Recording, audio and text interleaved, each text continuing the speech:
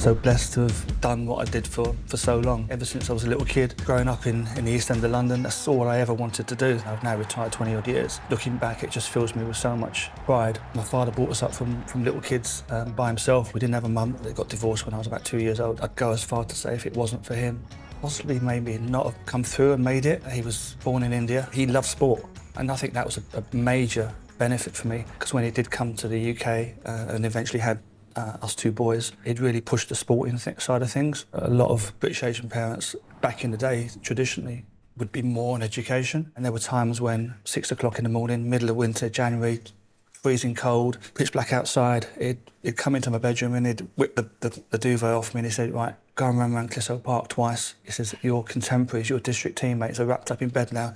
Go and get one over them on them. Not a lot of people knew that you did have South Asian heritage while you were playing. Yeah. How did that all pan out? It only came to light a few years ago, 3 or 4 years down the line. Not a lot of people know, and I think because my surname's Carter, I've probably maybe gone under the radar. We obviously talk so much about players' heritage and culture and backgrounds, but back then in 1992, 93, was anyone talking about that in football? There were black players coming through, very successful players, Ian Wright, John Barnes, Cyril Regis before that, but there wasn't many British Asians and supporters up and down the country. When I was playing at away grounds, yes, I'd get stick, but I still don't think they knew 100% that I was Asian. I think just because I looked a little bit different, people maybe thought I had loved the sunbed too much. I think to myself sometimes, would it have been different if managers knew, people in football knew that of my British Asian heritage, whether that would have made any difference to me coming through. My journey wasn't easy. You did have that racist element in football. That's probably one of the reasons why I didn't feel the need to stand up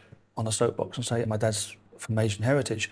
It was hard enough to get through, to get back into football. I guess from my point of view, I didn't want to make it even harder for my career from that point on.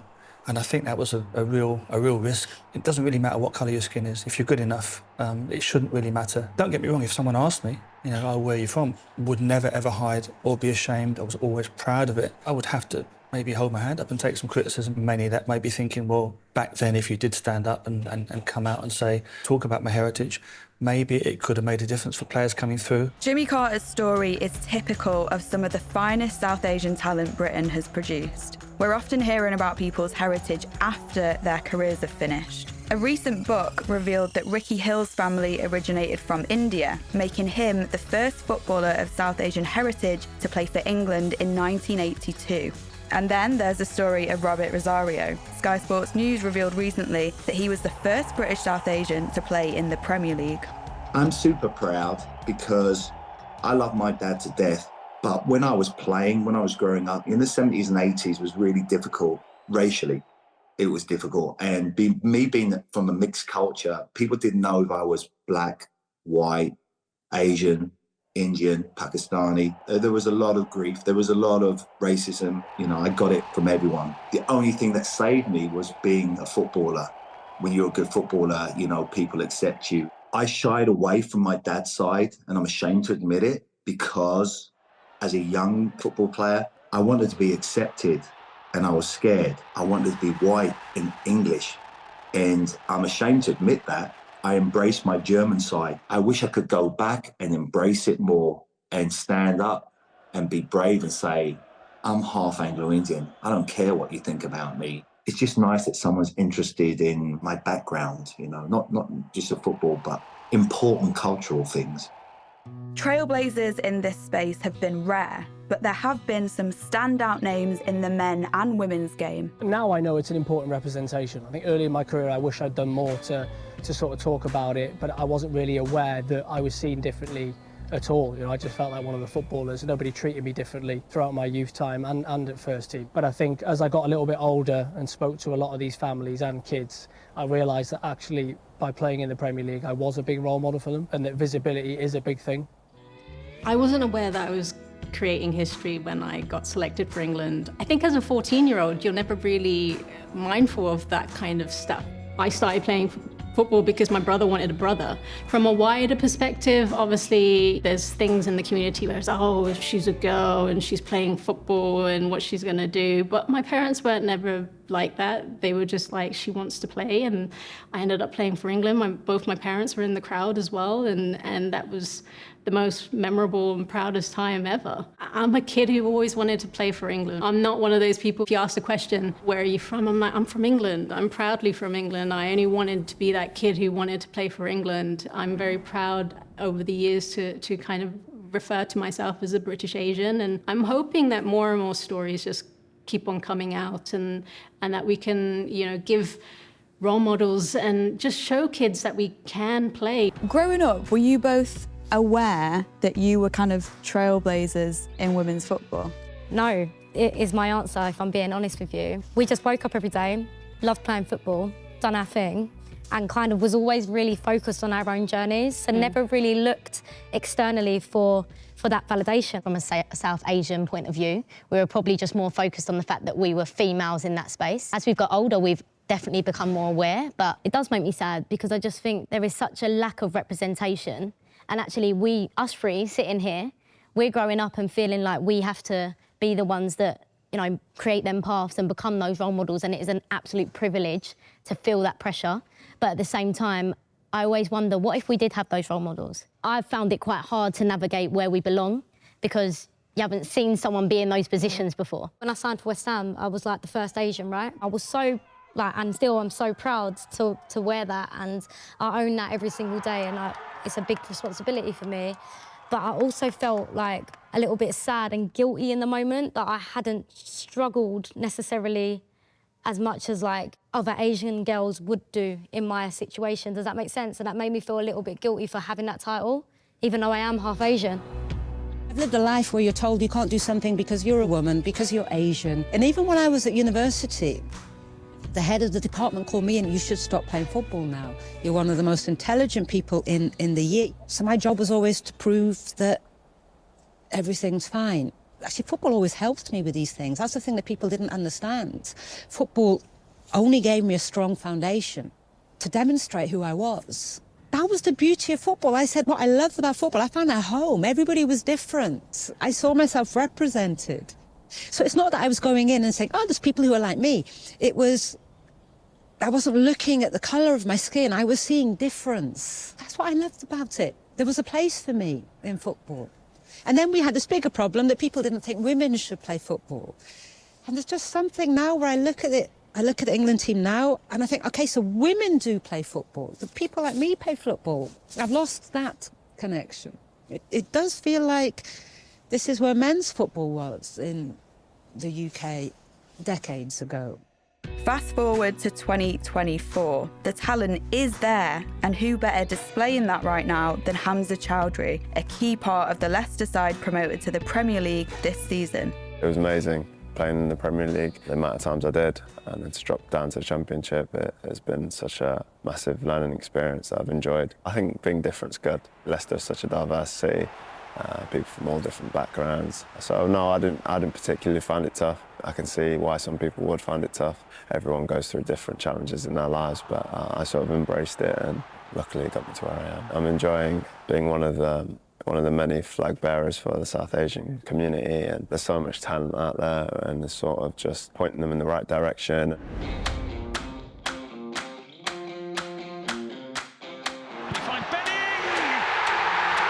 What a finish. It is the icing on the cake. That is a massive step in Asian football, and hopefully he can build on that. Do you feel like you've inspired others today? Yeah, no, look, it's not about me. There's many players coming through, look. But at the same time, like I said, that's not meant for Asian football. It's a massive step. It created a bit more noise because it was a high-profile game in a playoff final. I had the opportunity to kind of profile the South Asian community and kind of say, look, it is possible to do that. I think there's a lot of talent in the South Asian community. I do think that we need to be that 20-25% better than anyone else just to be recognised with your talent and stuff. I think it's just about South Asian community being given that fairer chance to kind of get more numbers into the game. I want to get to the highest level. I still believe in myself to make it. I want to play in the Premier League. I fully back myself, and obviously I'm still fairly young in the game. I don't want to be seen as the Asian footballer. I want to be seen as Dylan, the footballer, set an example for all the young Asian footballers. My end goal is obviously one day to play in the Premier League. I think that's the goal of every young boy growing up. So, but for this season, again, I just want to fight for my place in the team, and hopefully people from a Nepalese background, whether they're here in the UK or back home, take it as an inspiration and want to achieve something similar.